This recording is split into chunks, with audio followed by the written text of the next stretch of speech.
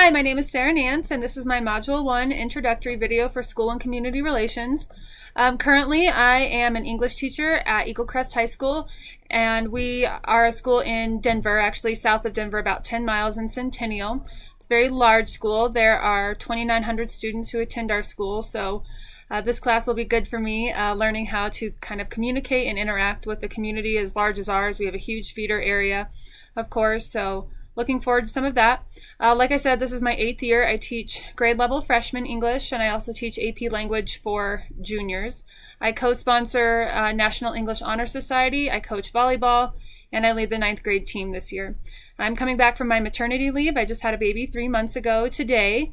My husband and I have been a little crazy getting to know that side of life, being parents, and also trying to balance that with both being teachers actually too. So a little crazy time of life, but it's fun. I'm eager to get back into grad school and get back into the swing of things as a teacher, and again learning how to balance that with being a mom. So as far as what I think is important between a school and a community, I think the biggest thing, and this is also just a trait for me as a leader, is being transparent and being visible.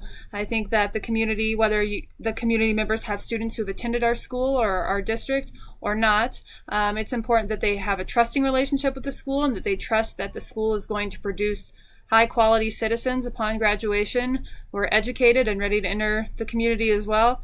I think that the community members, when they respect the school and the school decisions and the leaders, they're more likely to vote on measures that will help the school with funding and with school board members. I think we have a great opportunity to connect with a variety of members in the community in that way. I think that I really value the support that they can give, whether that's fundraising out through outreach, if our clubs and sports go out into the community and try to gain support. I think that there's a mutual relationship there that can have a positive impact on both parties, both the school and the community, back and forth. But yeah, that respect and that building a trusting relationship and building a culture around the school as the center of the community, I think are all really important factors for that.